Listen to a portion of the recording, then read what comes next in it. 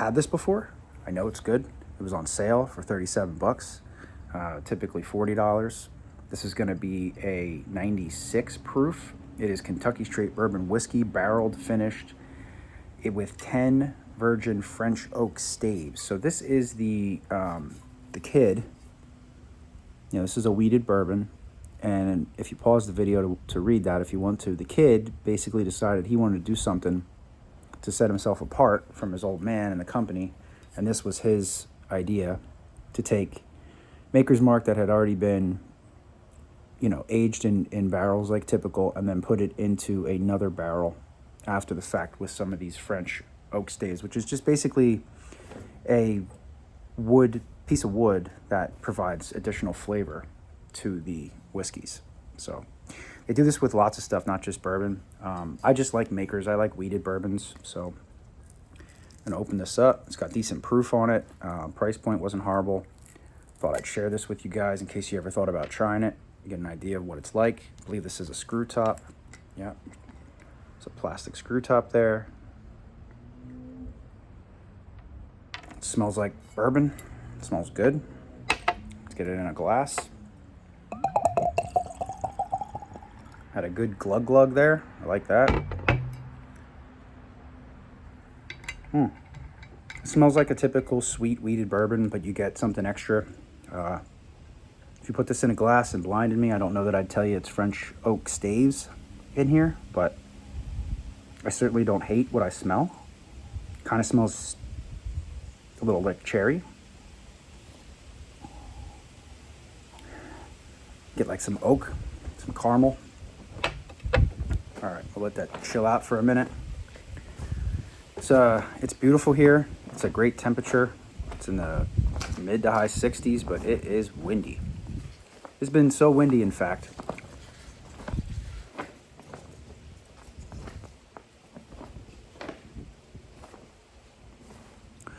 that I had been taking notice about how windy it is, and I actually looked it up. And it has been windier here each year since 2022.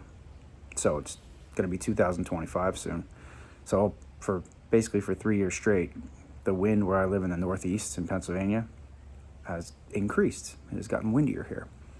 I started to notice this about a year and a half ago, that it seemed like it was never not windy where I live.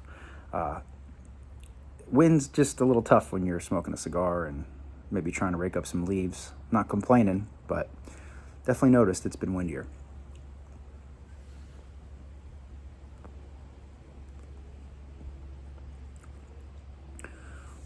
This cigar seems like a high quality cigar. Like I said, this guy, I don't know what his deal is. Gurkha sounds Indian. I don't know if this is the guy's name that makes the cigars. I don't know if that's an Indian name or not, but the name Gurkha sounds like an Indian name. I hope I'm saying that right. I think I am. And that dude looks like some kind of a killer, a butcher. Maybe he's a military guy. Maybe he's a magician with a knife. I don't know. So far, I can't give this thing any hate. It seems like a very high quality cigar. Again, it has the smooth Connecticut seed wrapper on it. It's burning uniform. It has a tight ash. It has good flavor. You know, I'd like to get this thing for less than $11, but if this was the profile you were looking for and they had one of these, I don't see any reason why not to spend the $11 on it. I'm sure, like in a lot of my other videos, someone's going to comment that this cigar, either they can't get it or that it's 20 bucks where they live. So I feel fortunate that I'm able to get my hands on and explore cigars like this.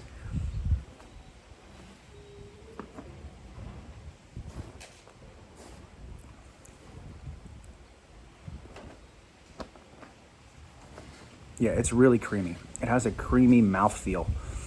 Like when you chew the smoke, it has a nice, inviting, smooth feel to it in your mouth. It seems like the cedar has died down a little bit. That happens to me a lot. I get cedar a Blasticeder on the the cold draw, and then on light up and retro, beginning of the retro, and then it tends to go away a little bit for me.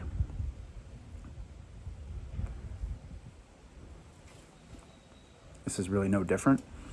I think without the cigar bands on here, you could probably put this in my hand and tell me it's a Perdomo, and I don't know that I'd be able to say you're wrong. It reminds me of that a lot.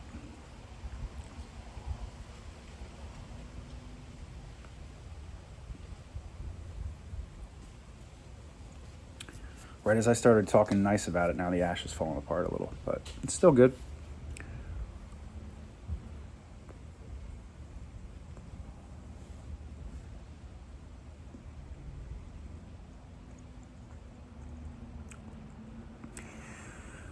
I'm getting like a little coffee too, a little coffee bean, very mild coffee flavor.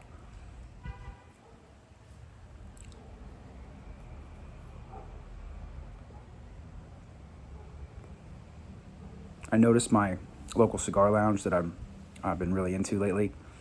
The guy that owns it has a sample pack of these in his humidor, and it's a 5 or 6 pack. I didn't see this beauty in there though. I didn't look super close, but I went with this one because its profile is mild, and I thought, well, I'm gonna start with these guys. I'll start with a mild cigar. I've been into Connecticut seed wrappers lately, more than I ever have, so that's what made me choose this cigar. They have other ones too where this guy's not on the cigar band, but I just thought he looked badass, and I wanted to start with one with him on it. So yeah, let me know what you think in the comments. Have you smoked one of these? Are they your favorite? Are they your least favorite? Do you know anything about them? I never knew anything about them. I never heard of them until I was looking at that video I made, and I saw that $750 cigar. I looked it up and it was a Gurkha, and I'm like, $750 for a cigar. Then I realized that that's not that much. There's cigars that are thousands of dollars, tens of thousands of dollars.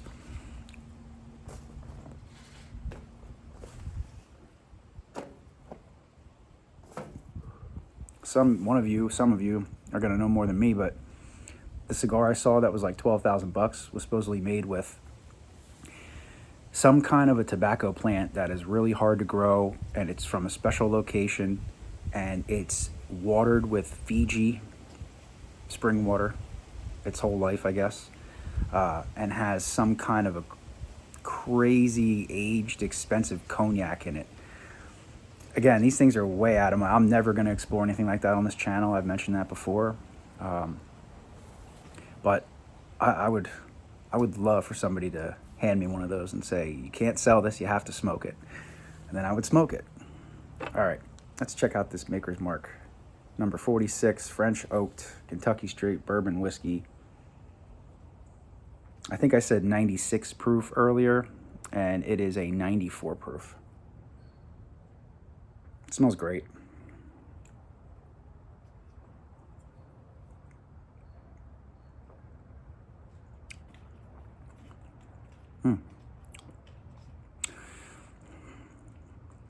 Interesting. Very interesting.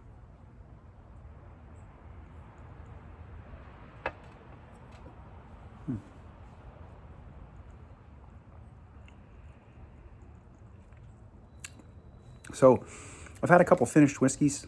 I make sure when I try them that they're always high proof, higher proof, 90 or above. This one, I'm getting like a cola vibe. Like it almost tastes like a flat cola. It's not a bad thing. It's just interesting to me. I haven't had it for a while. I have drank it before. I think I even had a bottle of it. I bought a bottle of it when it was on sale one time. I just trust makers too, and I thought these two would look good together, this cigar and this bottle of whiskey. So give it a couple more minutes to make sure that we think it's worth $37, but I'm pretty sure we're in good shape here. Get that wax top there. All right. Yeah, 94 proof, says it right on the side.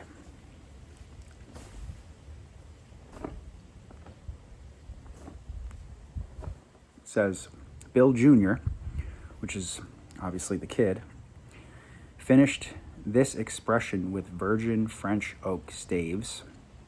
I don't know what virgin French oak means. I'm just going to go ahead and assume that means they're brand new and hadn't been used for anything prior. They were grown and then turned into staves. With virgin French oak staves for extra wood spice, bolder notes of vanilla and caramel, and a longer finish. And it was the stave profile number 46, so that's why it's called number 46. I do get the bolder notes, the wood and the spice. It doesn't say anything about cola, so, and I don't drink cola, you know, at least not very often.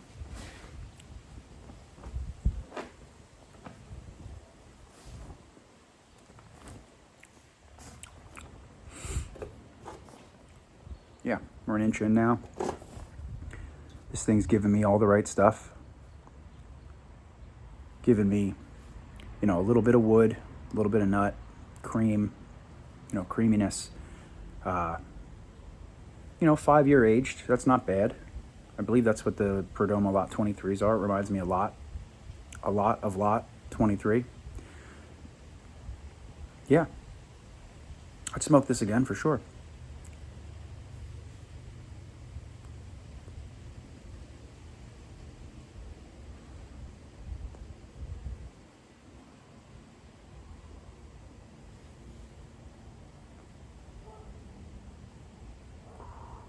It's making my mouth juicy, like a lot of these cigars do. I know it's not the most pleasant thing to see some spit come out of my mouth, but I consider it kind of a good quality when it makes my mouth sort of moist and not dry. Maybe that's just nothing. Maybe that's just some coincidence. Maybe, I don't know. I haven't smoked too many cigars that made my mouth dry, so could just be how I am. I don't know.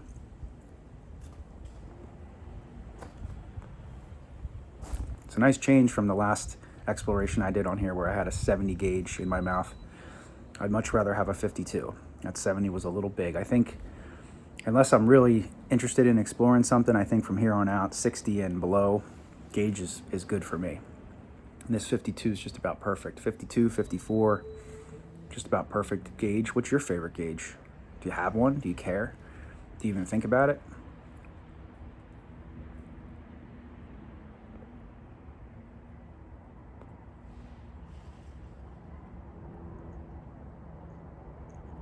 Easy to retro, which in my opinion, unless you're looking for something to crush you, unless you're looking for something that's just super bold and you know, super on the aggressive side of things, an easy to retro hail cigar is that's a good quality. That means that you've got something that's probably of good quality, but also is on the more mild, you know, reasonable side. If you're smoking something this size, maybe you don't want something that's going to knock your socks off. We'll go back to the cigar lounge, and there was something there that the owner was smoking, and I asked him, what are you smoking? What are you smoking? What are you drinking? And he said it was some kind of a nails, and it was a little dark, little black cigar. And he said, but don't even try it. He said, I can't even retro it. He said, it burns my eyes and my nose is, you know, dripping in, my eyes are watering, and it just made me want to get one and smoke it. Maybe I'll get one and smoke it for you guys sometime, explore it with you. When somebody says that to me, I'm just that kind of person. If you say don't do something, or you don't want to do that, or it just makes me want to do it. Not jump off a bridge or anything, but try a strong little cigar, because I've had some really strong stuff so far. But lately, this has just been sort of my thing. I dig these Connecticut seeds, these more mild to medium cigars. That full strength stuff, just after I've had, you know, a quarter or half a bottle of whiskey, those stronger ones do appeal to me more, probably because I'm drunk, or at least have a good buzz, and they're easier to smoke when you're probably intoxicated. This was the first drink of the day for me today, of course, so this lighter cigar is nice.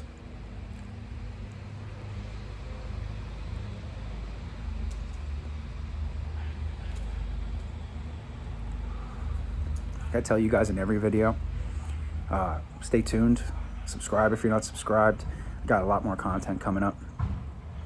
Made my 81st video the other day. I'm not going to start counting it on every video, but it just was surprising to me that I had made that many exploration videos.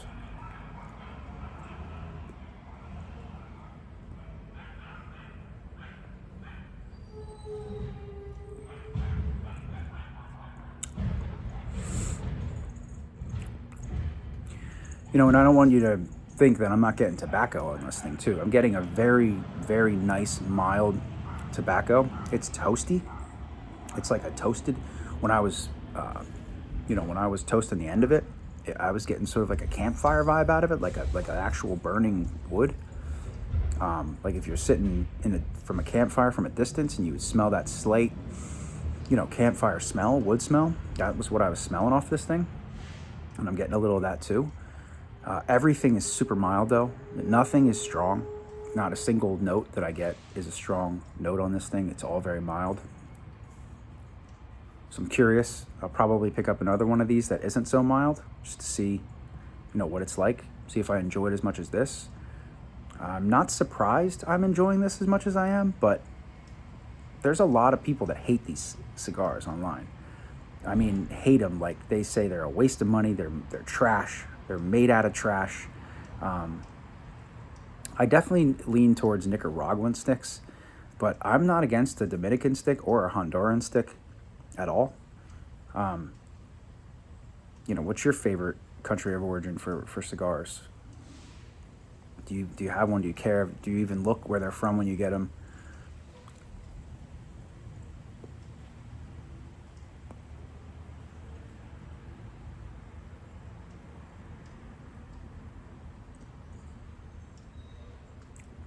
Yeah, it's the kind of cigar that you can play around with. You can leave the smoke in your mouth, chew on it. As I mentioned, do the retro, and it delivers. It gives you what you want. It gives you a smoking experience. So, you're smoking a cigar when you smoke it, but it's so mild. For me, I mean, we're not a third yet into this, but I would say this is a mild cigar.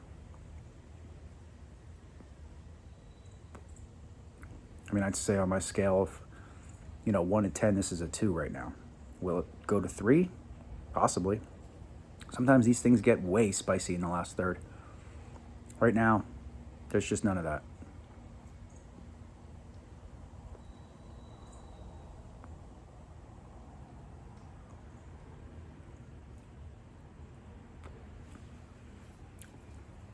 All right, let's try this bourbon again.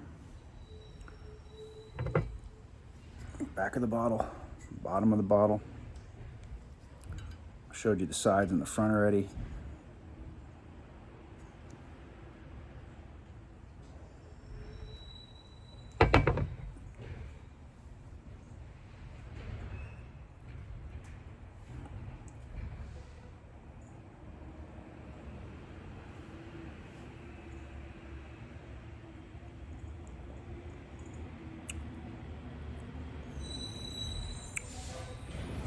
Yeah, so I'm used to drinking the Maker's Mark cast strength, which has a higher proof, at least 15 more proof points than this. So to say this may be spicier than the typical Makers. It may even give you more vanilla and caramel than the typical Makers, but I don't know that I'm at liberty to say for sure that this is providing that. It's only a couple more dollars where I live, for this over the regular Makers. The regular Makers is 90 proof. This is 94. I'd say if you haven't had either, the Makers, regular Makers 90 proof or this, maybe pick up the Makers first, the regular one, or pick them both up if you want and you can, and try them together. I just thought of that. I don't know that I would have done it even if I thought of it. I typically like to stick to one bourbon, one whiskey.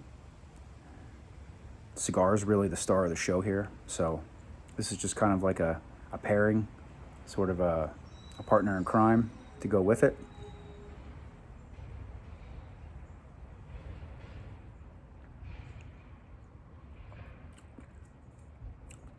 It is spicy though. It hits the back of your throat, back of your tongue, with a pretty kick, like a good little kick to it.